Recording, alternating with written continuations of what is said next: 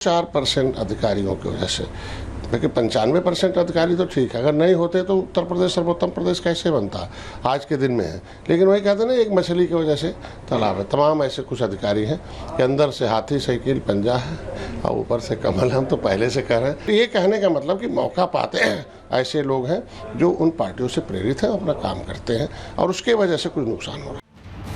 लेकिन दिल्ली में बीजेपी के राष्ट्रीय अध्यक्ष JP Nadda, UP deputy CM Keshav Prasad Maurya और बीजेपी प्रदेश अध्यक्ष भूपेंद्र चौधरी की मौजूदगी में बीजेपी आलाकमान का सियासी पैगाम साफ साफ सुना दिया गया। बीजेपी के शीर्ष नेतृत्व को योगी आदित्यनाथ पर भरोसा है। जेपी नड्डा ने 2027 के विधानसभा चुनाव को लेकर केशव प्रसाद मौर्य से चर्चा की, रणनीतियों पर बात की, लेकिन ये भी साफ कर दिया कि यूपी में योगी ही बॉस हैं। योगी की लोकप्रियता और स्वीकार्यता से आलाकमान वाकिफ है। केशव प्रसाद मौर्य को 27 में भी योगी के नेतृत्व में ही चुनाव लड़े जाने का सियासी पैगाम भी सूत्रों के मुताबिक दिया गया। साथ ही पार्टी ये भी नहीं चाहती कि केशव प्रसाद मौर्य सार्वजनिक मंचों पर ऐसा कोई बयान दें जिससे पार्टी की छवि पर असर पड़े। केशव प्रसाद मौर्य यूपी में बीजेपी के बड़े ओबीसी चेहरा माने जाते हैं, लेकिन पिछली बार वो अपनी सीट भी बचा पाने में नाकाम रहे थे। वहीं योगी आदित्यनाथ बीजेपी का वो सवर्ण चेहरा हैं जिनकी लोकप्रियता यूपी के अंदर और बाहर भी बहुत ज्यादा है।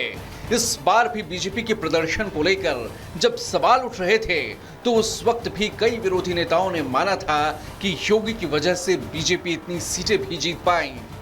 फिलहाल बीजेपी शीर्ष नेतृत्व की कोशिश है कि सभी नेताओं को साथ रखकर हर वर्ग के नेताओं और कार्यकर्ताओं को जिम्मेदारी देकर उनकी शिकायतें दूर कर 27 में फिर विजयी पताका यूपी में फहराया जाए। Bureau report, Republic Bharat. देखिए, एक तरफ उत्तर प्रदेश के मुख्यमंत्री योगी आदित्यनाथ मंत्रियों के साथ मीटिंग करेंगे और आपको बता दें 11 बजे मीटिंग होने वाली। लेकिन इसी मीटिंग से पहले अब आपको बता रहे हैं केशव प्रसाद मौर्य की तरफ से ट्वीट किया गया, एक्स पर पोस्ट किया गया। आपको बताएंगे योगी आदित्यनाथ की बैठक से पहले केशव प्रसाद मौर्य का ट्वीट, और ट्वीट में वो कहते हुए नजर आए कि कार्यकर्ताओं का दर्द मेरा दर्द है, कार्यकर्ताओं का दर्द मेरा दर्द, ये बात कहते हुए केशव प्रसाद मौर्य नजर आए। और साथ ही उन्होंने ये भी कहा है कि साफ तौर पर संगठन सरकार से बड़ा है। एक तरफ जहां संगठन और सरकार में बेहतर तालमेल को लेकर मीटिंग हुई, आला कमान ने क्या निर्देश दिया वो आपको आगे बताएंगे। लेकिन केशव प्रसाद मौर्य कह रहे हैं कि कार्यकर्ता ही गौरव है, कार्यकर्ताओं का दर्द मेरा दर्द। श्वेता, और दो लगातार हमारे सहयोगी ग्राउंड पर बने हुए हैं। अजय हमारे साथ है, राघवेंद्र भी हमारे साथ है। अजय, आपके पास आते हुए ये मंथन जो पिछले दिनों चला, इसी बात को लेकर चला कि एक तरफ से कहा गया कि भाई कार्यकर्ताओं के दर्द को सरकार सुन नहीं रही है। अब केशव प्रसाद मौर्य ने इतने सब कुछ डैमेज कंट्रोल के बाद भी ट्वीट कर दिया। वो कह रहे हैं कि कार्यकर्ताओं का दर्द मेरा दर्द, सरकार से बड़ा संगठन। अब इस ट्वीट के मायने क्या निकाले जाएं? देखिए, गांव में कहावत कही जाती है, बंद मुट्ठी कही हाथ की। तो ये जो मुट्ठी बंद थी, सरकार जब तक बढ़िया से चल रही थी, नंबर्स आ रहे थे, चुनाव जीत रहे थे, सब बढ़िया था। लेकिन लोकसभा चुनाव के परिणामों ने मुट्ठी खोल दी है। जो गुलदस्ता बीजेपी ने जातियों का तैयार किया था, वो गुलदस्ता टूट चुका है और जातियां बिखर गई हैं। यही कारण है कि अब अलग अलग जो कारण है उनको लेकर ऑपरेशन है। कार्यकर्ता डिमोरलाइज था, ये मैसेज चुनावों के समय से ही लगातार फीडबैक दिया जा रहा था। ये कोई पहली बार केशव मौर्य ने बात नहीं कही कि संगठन सरकार से बड़ा है। आज से 1 साल पहले जब प्रदेश अध्यक्ष भूपेंद्र चौधरी को चुना गया था, उससे पहले भी यही चीज ट्वीट की थी, सुबह सुबह ट्वीट किया था और उसको लेकर काफी राजनीतिक चर्चा हुई थी।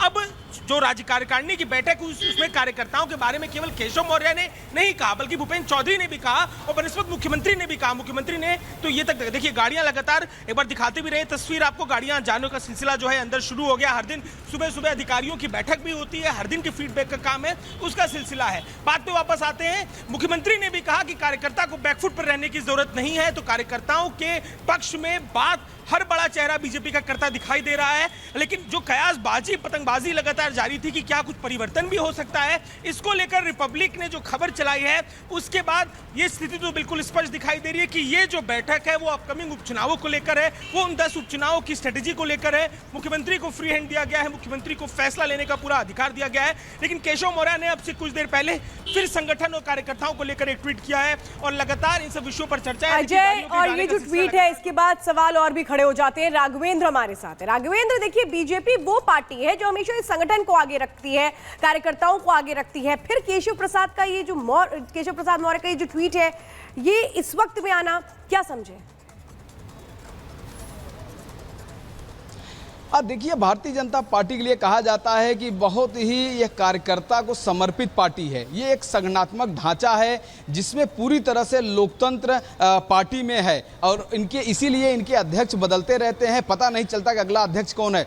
प्रधानमंत्री नरेंद्र मोदी ने भी कहा है कि पार्टी माँ होती है, सरकार उसके बाद होती है, क्योंकि पार्टी ही सरकार बनाने का काम करती है। ऐसे में केशव प्रसाद मौर्य का कहना है कि जो विधायकों का, कार्यकर्ताओं का या उनके समर्थकों का दर्द है वो मेरा दर्द है, क्योंकि केशव प्रसाद मौर्य प्रदेश अध्यक्ष भी रह चुके हैं, सांसद भी रह चुके हैं और लगातार 2 बार से उप मुख्यमंत्री हैं इस सूबे के। तो जो उनके पास समस्याएं आती होंगी उन सब चीज़ों को देखते हुए उन्होंने यह बयान दिया। और उसका कारण भी रहा है ना, उत्तर प्रदेश के जो नतीजे रहे हैं वो कहीं ना कहीं यह शिथिलता रही है। कार्यकर्ता खुल करके सड़क नहीं उतरे, घरों में न तो खुद वोट करने गए ना दूसरों को ले गए वोट करने के लिए। कार्यकर्ता कहीं न कहीं शिथिल पड़ा था और उसका कारण क्या हो सकता है, यह मंथन की जरूरत है कि आखिर कार्यकर्ता, जिन कार्यकर्ताओं में जोश था, लगातार जोश था 10 वर्षों तक, लेकिन इस चुनाव में 2024 के चुनाव में आखिर वह जोश कार्यकर्ताओं का कहाँ गया। बहुत बड़ी बड़ी बातें होती थी भारतीय जनता पार्टी की तरफ से, हमारी दुनिया की सबसे बड़ी पार्टी है, 18 करोड़ कार्यकर्ताओं वाली पार्टी है, पन्ना प्रमुख बने हैं, बूथ अध्यक्ष बने हैं। बात समझिए राघवेंद्र, इस बात को समझना होगा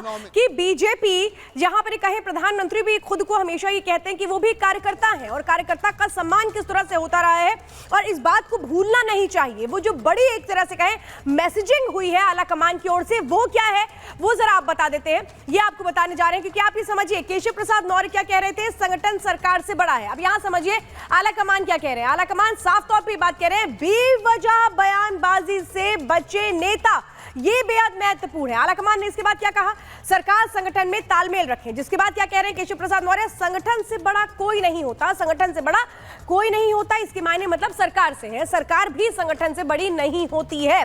आलाकमान ने और क्या संदेश दिया, उपचुनाव में जीत पर फोकस करें, कहीं और फोकस ना करें। केशव प्रसाद मौर्य क्या कह रहे हैं, हर कार्यकर्ता हमारा गौरव है, कार्यकर्ता ही पार्टी को बनाता है, कार्यकर्ता ही पार्टी को मजबूत करता है, ये बीजेपी हमेशा ही बताती आई है। और एक बार फिर से वही संदेश दिया गया है आलाकमान की ओर से भी, जिसमें वो कह रहे हैं कि उपचुनाव में जीत पर फोकस करें। इन खबरों पर लगातार हम आपको अपडेट देते रहेंगे, लेकिन वक्त हो गया है 2 मिनट पे भारत का।